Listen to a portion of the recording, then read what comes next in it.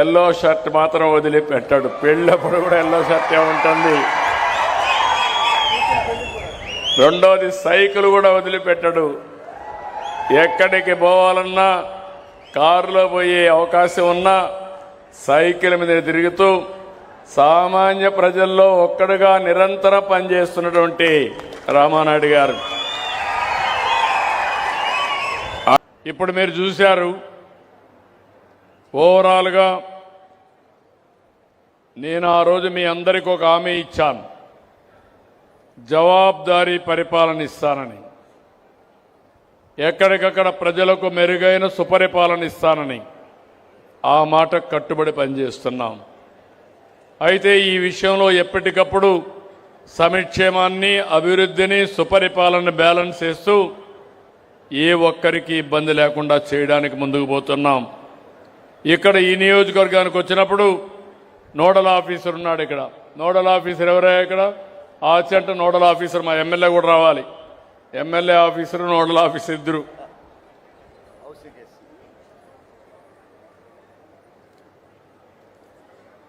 ఇక్కడ 31 సర్వీసులు పాజిటివ్గా ఉన్నాయి. 1 ఇయర్లో 6 సర్వీసులు బిలో స్టేట్ యావరేజ్.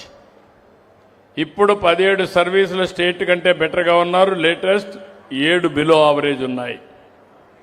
ఇక్కడ మీరు నాకు రీసర్వే ఒకటి బాగాలేదు, ఆర్ఓఆర్ బాగాలేదు, ఇప్పుడు కొంచెం ఇంప్రూవ్ అయింది. పార్ట్ హోల్స్ కూడా ఇప్పుడు ఇంప్రూవ్ అయింది. ఇంకో పక్క డ్రింకింగ్ వాటర్ గ్రామీణ ప్రాంతాల్లో బాగాలేదు. ఈ 3-4 డిపార్ట్మెంట్లో సీఎం రిలీఫ్ కూడా బాగాలేదు. నువ్వు నోడల్ ఆఫీసర్వి, మా సీనియర్ లీడరు ఎమ్మెల్యే గారు ఇక్కడ ఇద్దరూ కలిసి నాకు నెంబర్ 1లో మీరు ఉండాలి.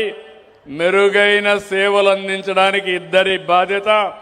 ఏ ఒక్కరికి ఇబ్బంది లేకుండా చూసుకోవడం నోడల్ ఆఫీసర్గా నీ బాధ్యత. మళ్ళీ ఒకసారి కంప్లైంట్ నేను విన్నాం, సరేనా? అవసరమైతే లాస్ట్ మైల్కి వెళ్ళు, కరెక్ట్ చేయి. కరెక్ట్ చేసి అవసరమైతే మరీ నీ మాట వినకపోతే కలెక్టర్కి చెప్పండి, ట్రైనింగ్ ఇవ్వండి. ట్రైనింగ్ ఇచ్చినా కూడా కరెక్ట్ చేసుకోకపోతే యాక్షన్ తీసుకుంటాం.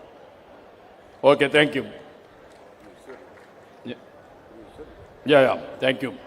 ఇప్పుడే మా ఎమ్మెల్యే గారు ఎక్కడికి వచ్చినా లిస్ట్ ఇస్తానే ఉంటాడు. బాగా అనుభవం ఉండే వ్యక్తి కాబట్టి డిమాండ్స్ కూడా ఎక్కువ పెడతానే ఉంటాడు. మామూలు డిమాండ్లు పెడతాడు, పెద్ద పెద్ద డిమాండ్లే పెడతా ఉంటాడు. అయినా కూడా ఆయన మీద ఉండే గౌరవంతో చేయాల్సిన బాధ్యత మా పైన ఉంది. అందుకే ఇక్కడ చూస్తే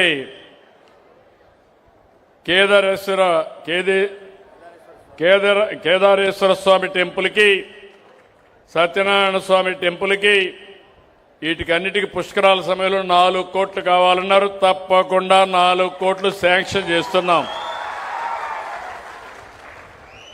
సెంట్రల్ లైటింగ్ NH-16 నుంచి గంటల దెబ్బ వరకు, ఘటాల దెబ్బ వరకు సిద్ధాటంలో దీనికి మొత్తం కలిసి న్యూ పోల్స్ అన్ని పెట్టడానికి 2 కోట్లు అవుతుందన్నారు. ఈ 2 కోట్లు కూడా శాంక్షన్ చేస్తున్నాం. న్యూ బాతింగ్ గార్డ్స్ క్రియేట్ చేయాలన్నారు. ఇవి కూడా 3 పాతవన్నీ రిపేర్లు ఉన్నాయి. దీనికి 3 కోట్లు కావాలన్నారు. తప్పకుండా చేస్తామని మీ అందరికీ హామీ ఇస్తున్నా. న్యూ బ్రిడ్జ్ మొత్తం రిపేర్లో ఉంది. బ్యాంక్ కెనాల్కి దీనికి 4 కోట్లు అవుతుంది. ఇది కూడా శాంక్షన్ చేస్తున్నామని చెప్పి నేను మీకు తెలియజేస్తున్నా. సిసి రోడ్, R&B రోడ్ నుంచి నాగదేవత టెంపుల్ వరకు రిపేర్ చేయమని కోరారు. 1,10,00,000 అవుతుంది, అది కూడా చేస్తాం. CC road from Ayyappa Swami temple to Pushkara ఘాట్కి 1,35,00,000 అవుతుంది, అది కూడా చేస్తాం. అదే మరి CC road retaining wall and bank canal Nakkavaripalem 75,00,000 అవుతుంది, అది కూడా చేస్తామని చెప్పి నేను మీకు తెలియజేస్తున్నా. సిద్ధాంతంలో సిసి రోడ్స్ కావాలన్నారు. అవి కూడా కలెక్టర్ గారికి ఆదేశాలు ఇస్తున్న. మన జీరాంజీలో మొత్తం పెట్టి ఈ రోడ్లన్నీ పూర్తి చేయడానికి దగ్గర 10-12 కోట్లు అవుతుంది. అవన్నీ ప్రాధాన్యత క్రమంలో తప్పకుండా చేస్తామని మీ అందరికీ హామీ ఇస్తున్నా. ఇంకో పక్క న్యూ గ్రామ పంచాయతీ బిల్డింగ్కి 1 కోటి రూపాయలు కావాలని అవి కూడా ఇస్తాం.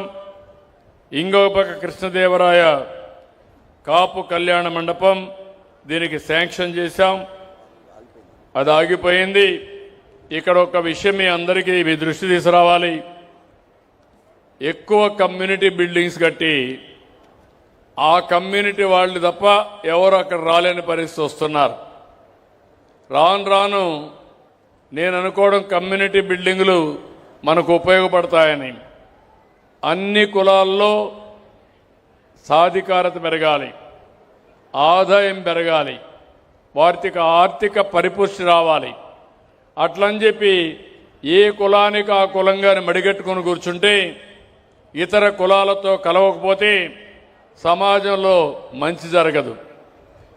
ప్రతి ఒక్క కులం పైకి రావాలి. నేను ఒకటే చెప్తున్నా, తెలుగుదేశం పార్టీకి మొట్టమొదటి నుంచి ఆదరించింది వెనుకబడిన వర్గాలు ఆదరించారో వాళ్ళన్ని విధాలు ఆదుకుంటామని మీ అందరికీ హామీ ఇస్తున్నా. ఎస్సీ ఎస్టీల్లో పేదరికం ఉంది, వాళ్ళకు కూడా న్యాయం చేస్తాం. కాపు వర్గాల్లో కూడా పేదరికం ఉంది, వాళ్ళకు కూడా ప్రత్యేకమైన శ్రద్ధ పెడతాం. ఎక్కడ పేదరికం ఉంటే అక్కడ ఈ ప్రభుత్వం ఉంటుంది. ఇది కూడా కంప్లీట్ చేసి అవసరమైతే భవిష్యత్తులో అన్ని కులాలు కూడా కూర్చున్నట్టుగా పంచాయతీ ఆధ్వర్యంలో పెట్టగలిగితే చాలా వరకు ఉపయోగపడుతుంది.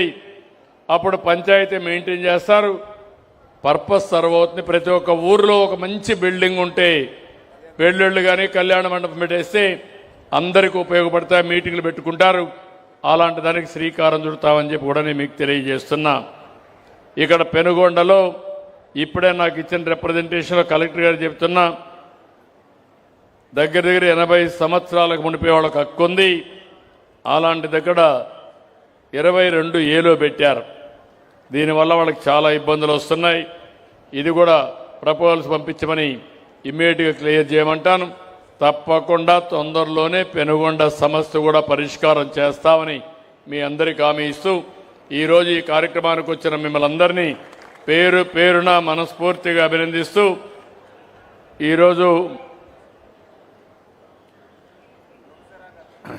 ఈరోజు మా రామానాయుడు గారు ఇప్పుడే నాకు గుర్తు చేశారు. ఈరోజు మృగశిర కార్తీ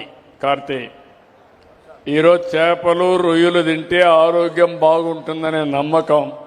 కాబట్టి ఇంటికి పోతానే మధ్యాహ్నం తినకపోతే రాత్రికైనా చేపలు తినండి. దీంట్లో సైన్స్ ఉంది.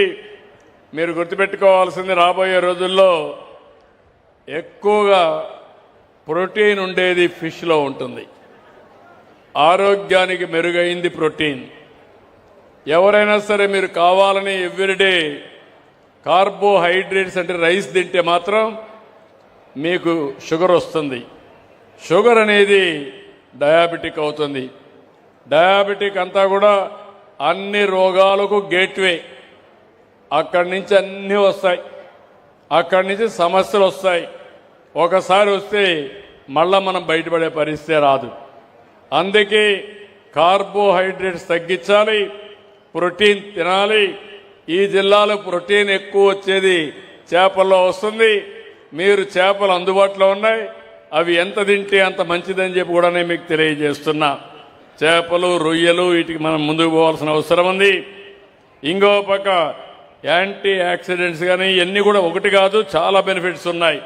B12, ఐరన్, జింక్ ఇవన్నీ కూడా ఉంటాయి.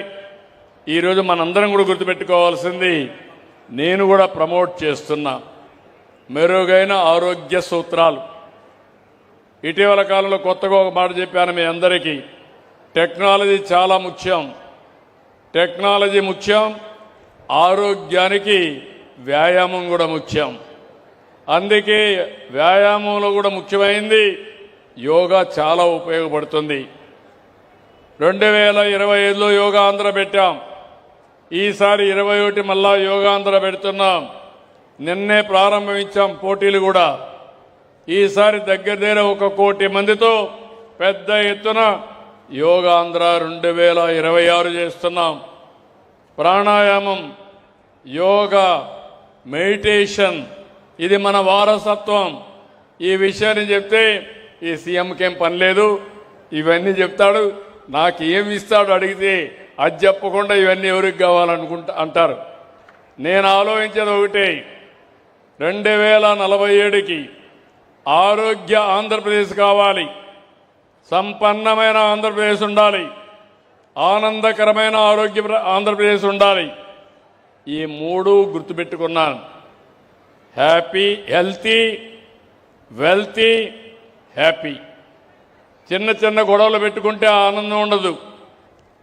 2 ఏళ్లకు మునుపు ఏ ఊర్లో మాట్లాడాలంటే భయపడేవాళ్ళు. వెస్ట్ గోదావరి జిల్లాలో కూడా ఫ్రీగా మాట్లాడే స్వేచ్ఛ లేదు. ఎన్డీఏ ప్రభుత్వం వచ్చింది, మీరు ఫ్రీగా మాట్లాడమే కాకుండా ఏ ఆడబిడ్డ ఎక్కడికి పోవాలన్నా ఉచితంగా ప్రయాణ సౌకర్యం చేసి నచ్చిన దేవుడికి పూజలు చేసే అవకాశం కల్పించామంటే అది తెలుగుదేశం పార్టీ, ఎన్డీఏ యొక్క విశిష్టత.